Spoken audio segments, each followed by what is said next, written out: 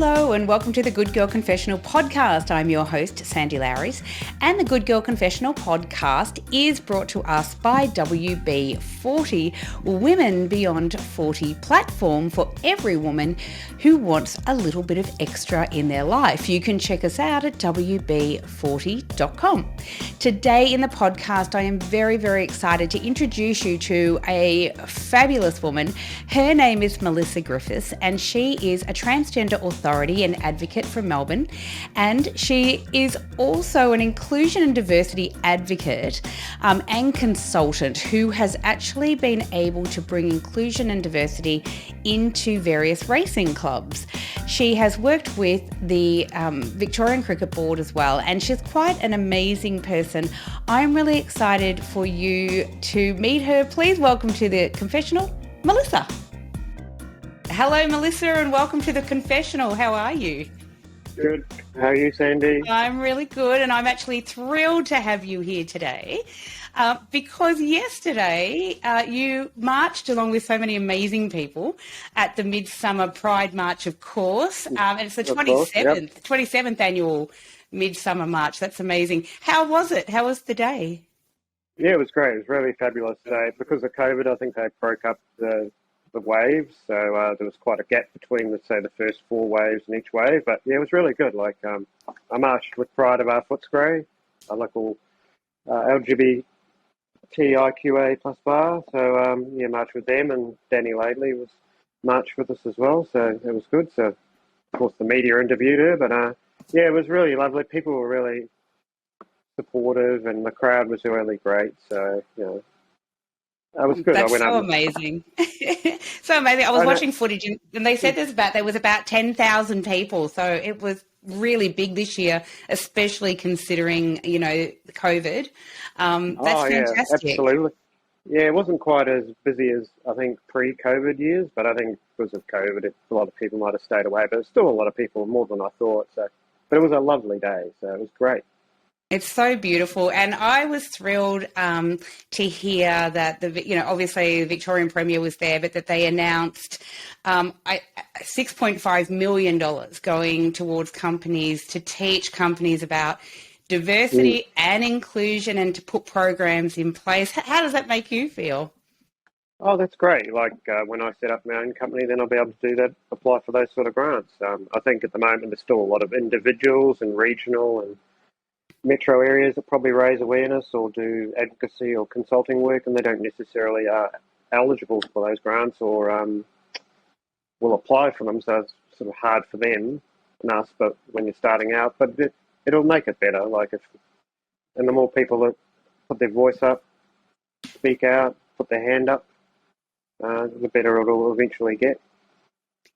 Absolutely. And I think really though, what it does do is send a very clear message that, it's so bloody important to be sinking money into these programs so that advocates like yourself can actually get the message out there, as you say. And I think what it does show the general public, though, is that the government is at least serious about inclusion and diversity, certainly in Victoria, and that's always got to be a good step forward. Oh, absolutely. I think there's a lot of people, even just by sharing a story, I think it helps a lot. Yeah, breaks down those invisible barriers. It absolutely does. So I'm glad that you had a great time. Unfortunately, I wasn't there because my daughter and I had tickets to see Harry Potter and the Cursed Child, which landed on the same day, so we missed it. But yeah. I did, and we've been there in previous years, and it's a lot of fun. It's just so great. It's just so wonderful to see the whole community come together to support the LGBTIQ plus community. It's fab. It is absolutely fab, and everyone's relaxed. It was a nice day. Marched early before it got hot, so it was perfect. It's good to start it earlier, actually, to avoid the heat. So yeah, that's true. Melbourne's been having a really unprecedented weird summer where it's been quite very hot, but also humid. So we've been having a bit of tropical weather, haven't we? It's crazy. Hot, humid, sticky nights where you don't sleep properly. You get up you get up next morning thinking, oh, you feel like... That's so true. It's so true. And you wouldn't believe it, but my cooling has just died. And I can't get anyone to come out and look at it for weeks. So I'm like, ah! Oh my gosh. I'm like, come on, please. A wet towel. Use a wet towel if you get really desperate. Oh yeah, and I did go out. I went out and bought a fan, so I think I'll use that and do a wet towel as well, and then a fan. Good idea, such a good idea. I really want to talk to you. You've done so much, Melissa, in your career and in terms of advocacy for the trans community in particular. But also, all of the LGBTIQ plus community, which is great. Advocacy is not always an easy gig, regardless of what sector you are in. So I wanted to talk to you about that and about your journey as a trans person, but also as an advocate in that space, and because you're such an incredible speaker and you are a keynote speaker and you are out there and you've written for media, which is brilliant.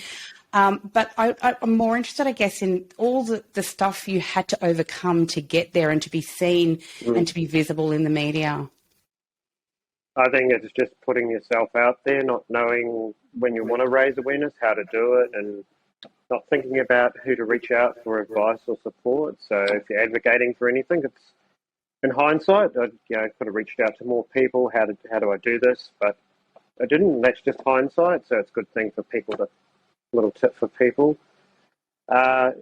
Just starting out, trying to figure out how to make it better for trans people. That was the whole idea originally back in 2017, and just sort of snowballed. And luckily, I met some nice people like Tracy Spicer early on through LinkedIn. So built that up to 18,000 connections in 6 months. I think that helped a lot as well, and just kept trying to do positive posts or share my story a bit. So it just helped gradually break down barriers, and then you get a few articles in the local newspaper, or had a PR person got me on Studio 10 talking about Hannah Mounsey. So those sort of things help and build your profile.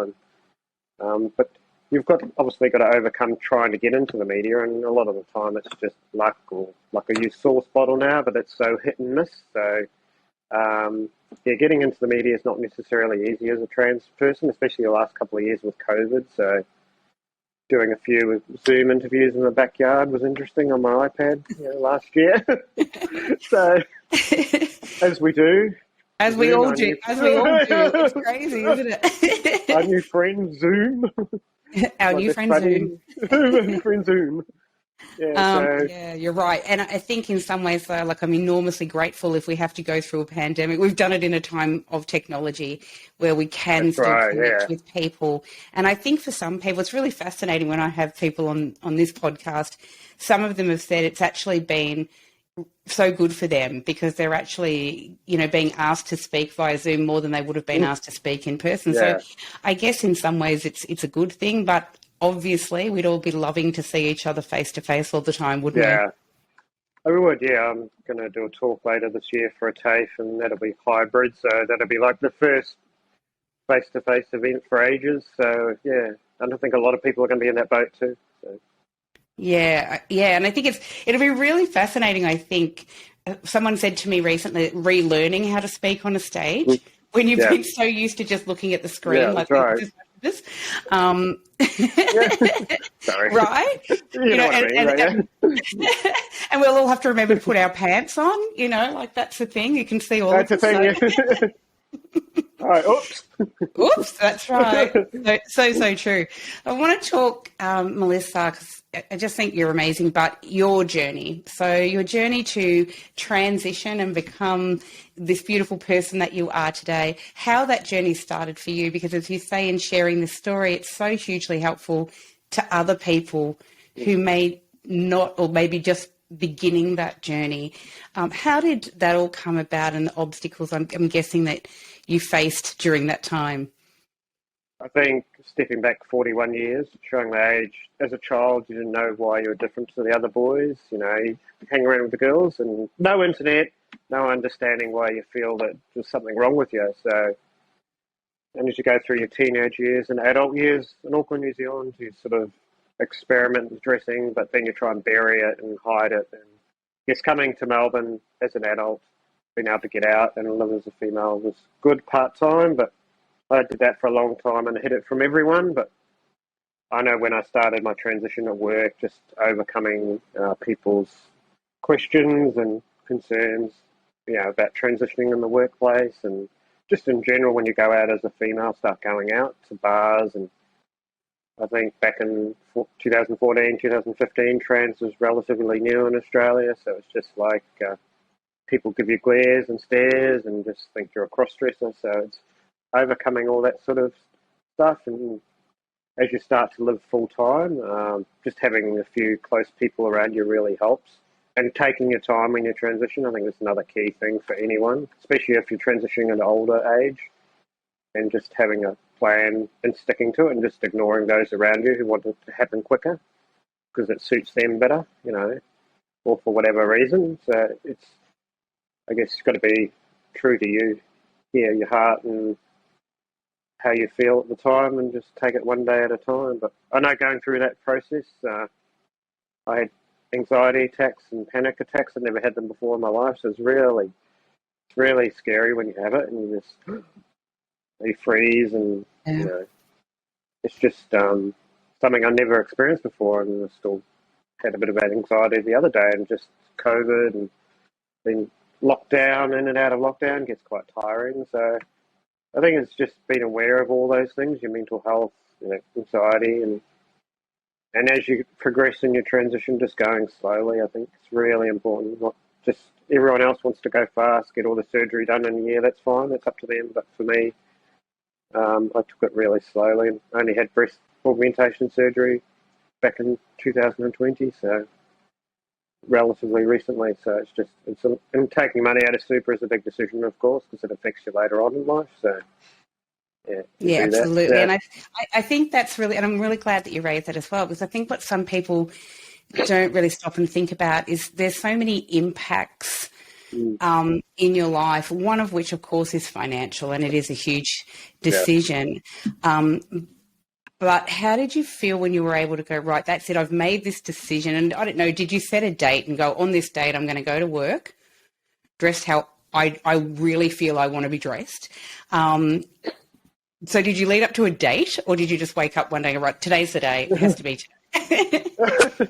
No, I didn't wake up and just come into work. That probably would have been a bit too much for them. But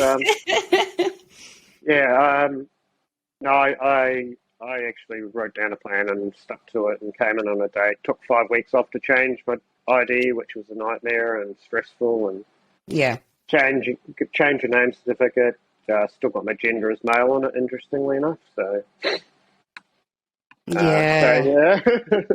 And that must be hugely frustrating as well, because, Melissa, you're a woman and you identify as a woman and you are a woman. So then you go, well, trying to get laws, I guess, and red tape to catch up must be hugely frustrating for you and the community, right? Yeah, if you're born overseas, you can get that changed, but it's not recorded. So I have written to the minister about that, because what's the point of having it? I think if you're born here, that in Victoria, that's okay, because you can change your gender on your birth certificate without having to have surgery. So, but if you're born overseas, in some countries that's just not going to be possible to get all the documentation together. And so I've written to them about that. And what's the point of getting it changed if it's not recorded? It just seems silly. So hopefully you'll listen, but wait and see. Yeah. But fingers crossed. When I transitioned, I think it was a huge learning curve in terms of trying to getting things changed. I was a member of the Victorian Racing Club, so telling them and working with them to get a gender identity policy introduced there, and talking to the Melbourne Racing Club, so was another member of. So just going through all the other things, you don't realise if you belong to clubs or your outside interests. So changing all that. I'm really fascinated by that you've actually you've worked with racing clubs around their understanding of gender and of the trans community, and also just inclusion. And you've been an advisor, is it the Australian Cricket Board? Or the Victorian Cricket Board? when they did their gender identity stuff at Cricket Australia, I went along. There's quite a few other people there. Kate McGregor was there. It was just a consult, just a couple of times we went just to talk to them, and, just to share our views and raise issues. Like I raised the issue about mental health of a trans person being at a local cricket game in terms of, if they don't feel they fit in or someone abuses them on the field, which occasionally happens, or if they get sledged. Just making them aware of all those little things, which sometimes sports don't always necessarily think of and aren't always good at. So just raising those little things.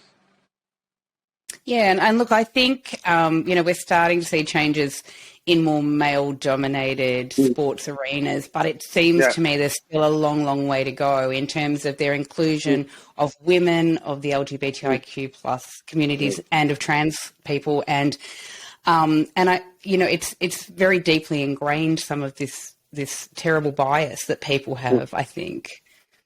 Yeah, I think so. I think it's just people have certain views, certain prejudices, and I was answering some questions for an interview for the Daily Star in the UK, and I was just thinking about that when I was writing that and putting that in, about people's prejudices, and if people knew how much it costs and the pain you go through to be your true self. So all the things I guess people don't see, and that's why you telling your story is so bloody important, because, as you say, it's when you talk about pain too. I'm assuming you mean both physical pain, but also the mental anguish of... Well, the mental and emotional pain you go through, I guess, best way to put it. The things you go through, the experiences you have, go up to a restaurant and with a friend and someone will stare or glare at you, or you could walk in. I remember somebody early on going out, "Oh, hello, sir." And I'm dressed as a female. I had a wig, I think it was down to here at that time. So, it's just fascinating. Like, you just don't realise until you've got a disability or you're a minority, but different in some way. You don't realise that there's a lot of prejudice out there, or in terms of who you are. Yeah, and let's face it, it sucks. Let's just put that on the table. It's very true, and I'm really sorry that you have to go through that kind of crap, because it's bloody hard, I'm sure it's hard. Like I can't even begin to imagine what it feels like to have to deal with that kind of prejudice, which is just horrid. But the one thing that you've done, through you telling your story and telling it so well, you seem to be incredibly resilient. Yeah. Do you think that's, I believe it to be helpful, but I'll ask you the question. Do you think it's really helpful when you meet people, especially, say, younger people who are going through that, or about to go through that journey, or have started the journey themselves and are feeling it maybe a bit alone? Yeah, I think resilience is important, and reaching out for support. And I think it's getting better now for young people, and it's organisations like Minus 18, and they do a lot of incredible work. So it's probably getting a lot easier for younger people now. I think it's still harder for older people to transition, but it's slowly getting better, and society's slowly changing. It'll just take a few more years. Yeah, and has it just been kind of almost like take all the horribleness away, the prejudice, the outside stuff, for yourself? Has it felt like a huge weight off your shoulders to finally say, this is who I am?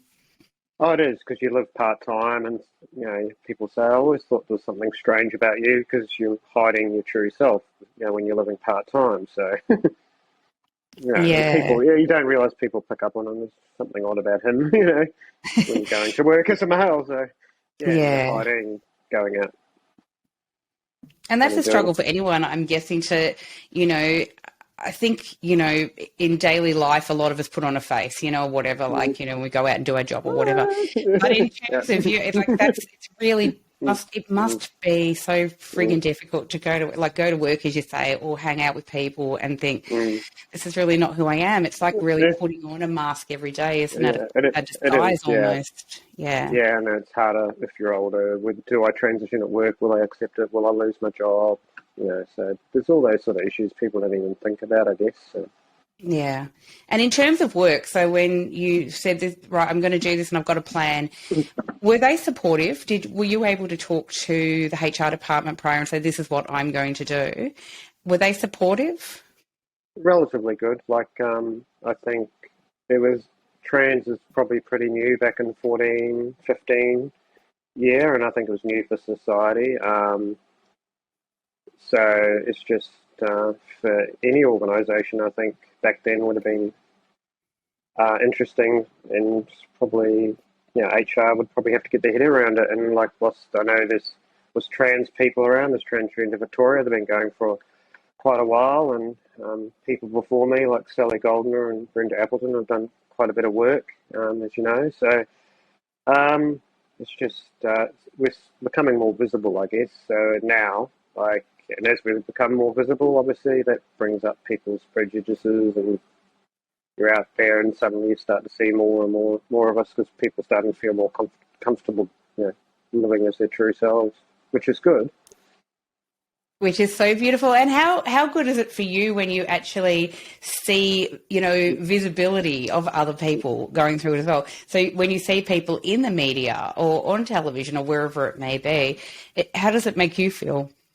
Oh, it's good that they can feel that they can be themselves, and, and go up and give someone a high five, and you're sitting there in the crowd, disabled girl sitting there watching the march yesterday, went up there and went and said hello to her. So, yeah, it makes her day, and, makes people smile and see everyone being happy and being themselves. So, really important. It's so beautiful.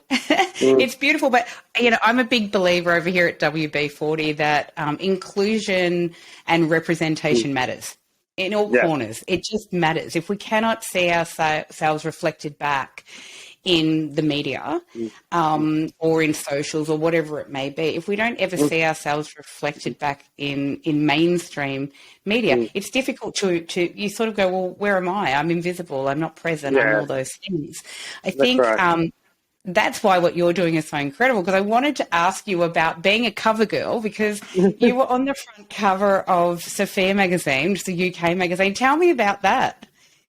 I was just a lady I connected with through LinkedIn, and she was starting a magazine. She'd given up a job and she wanted to start a magazine in the UK. So luckily I was an ambassador for YGAT 1 year for one of their campaigns. So I had some black and white photos, so I sent them over and then they used them. So that was lucky.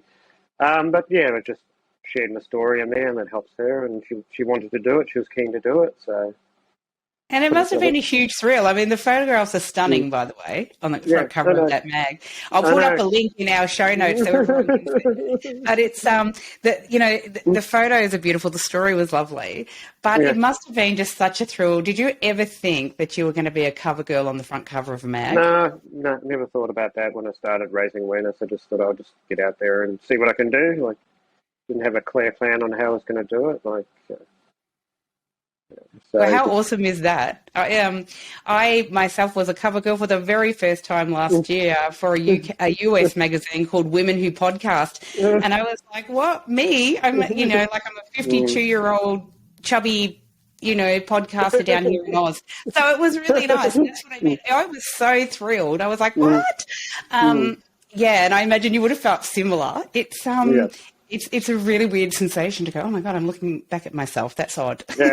Yeah. Exactly, yeah, but so well deserved. And I love that you tell your story with such beautiful honesty. You're very authentic. And I really love that. Tell us about some of the work that you do or have done with organisations trying to raise awareness around inclusion and diversity and bullying and harassment that is faced by people in the LGBTIQ plus community.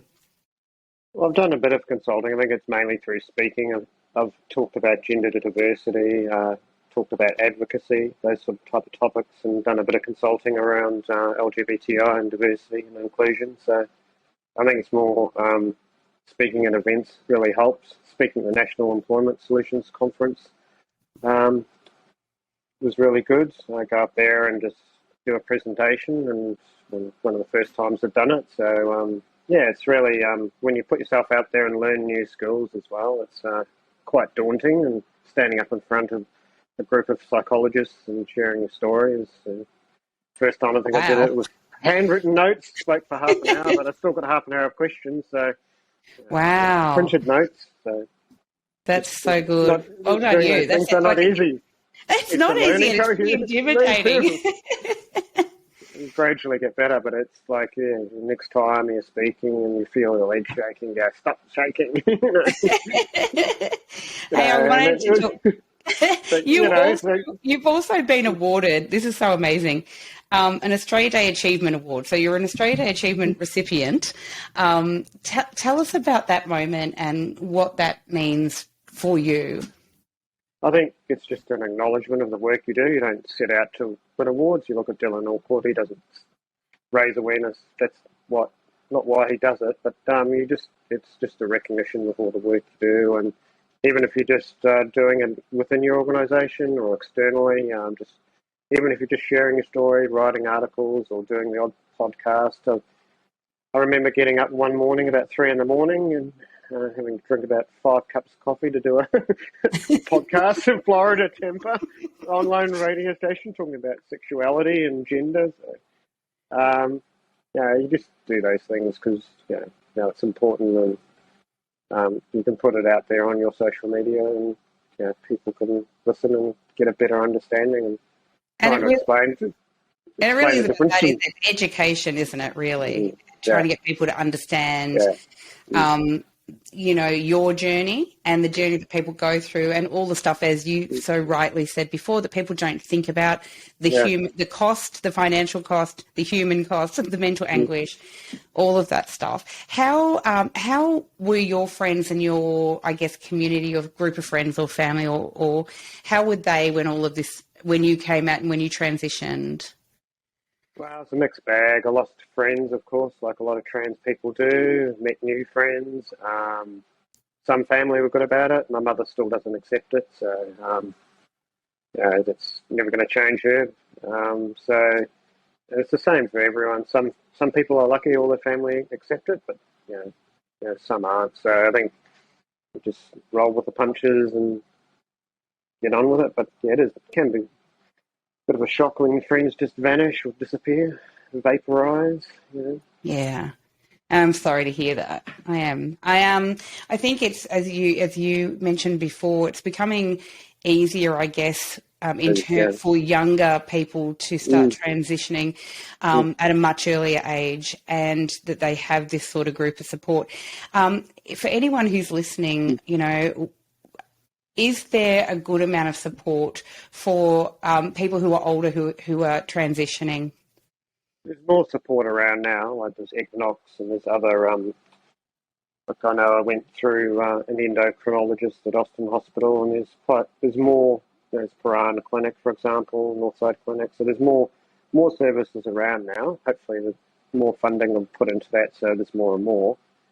And as more and more funding's put into it, there'll be more and more services over Melbourne, and it'll get a lot easier. And it's getting better now, so it's good.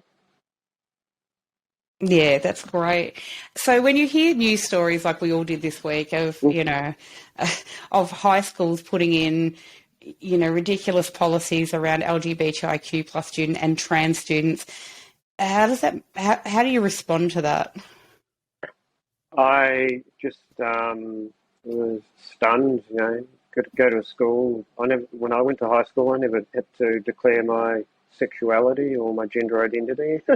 Couldn't believe it. Luckily, it's been overturned, but I did a post on it. I just couldn't believe it. Like, really? Yeah.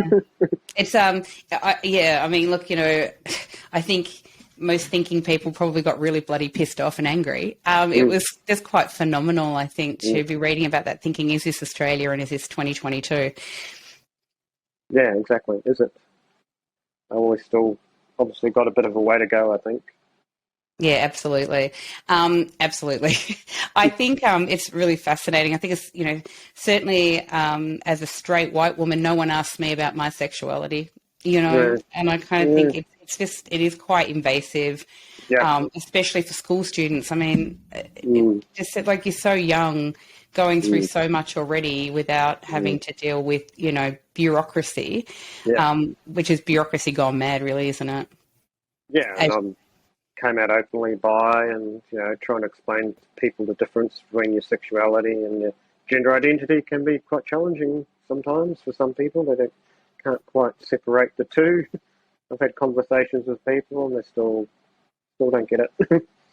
It's interesting, isn't it? I've got a daughter in the LGBTIQ plus community. I think it's quite fascinating that people, there's still a lot of misunderstandings or I don't think it's miseducation. I think people's understanding of, what is trans, what is bi, what is gay, what is, you know what I mean, what is lesbian, what is all these things, what is asexual. People are quite, confused, I think, that there seems to be still a bit of that in the community. And so the work that you do and other people in that community is so important because in getting the message out, people go, oh, now I get it. Yeah, no, there's Joy FM, obviously, there's Bent TV.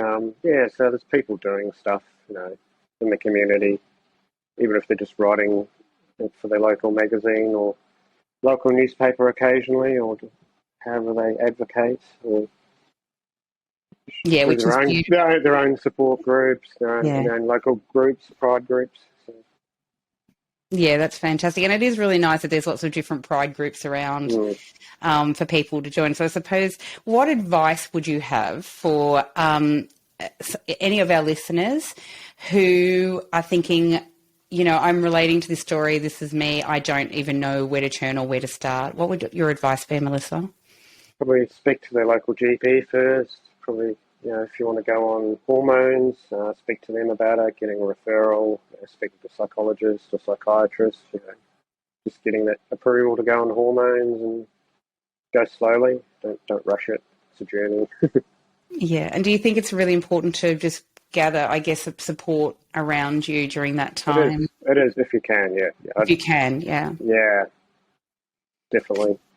And so have you, obviously you've made lots of friends along your journey and through your advocacy work, which has been fantastic. So what's next for you? Because honestly, you've done so much and you continue to do so much, but what's next for you, Melissa? I think it's trying to transition from working for an employer to doing your own consulting work and getting enough and figuring out how to do that and figuring out how to get more paid speaking, how to get paid consulting. It's just, that's another part of it because a lot of advocacy work is, it's just unpaid and people don't do it for the money, obviously. But yeah, it's just the next stage in your life and figuring out your own journey, which is continuing whether you have any more surgery or not. So there's still a lot ahead. Well, the future looks bright. Yeah. Exactly. The future looks bright. And I have absolutely loved chatting with you today. I think you're amazing. You're a gorgeous chick, and thanks so much for sharing your hard-won wisdom here. Confessional, because that's what it's all about.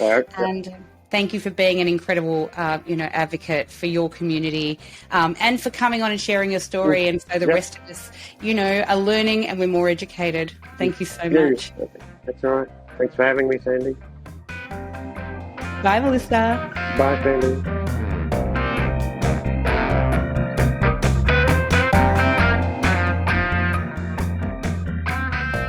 Thanks for listening to the Good Girl Confessional podcast. The Good Girl Confessional podcast is brought to you by WB40, Women Beyond 40 magazine.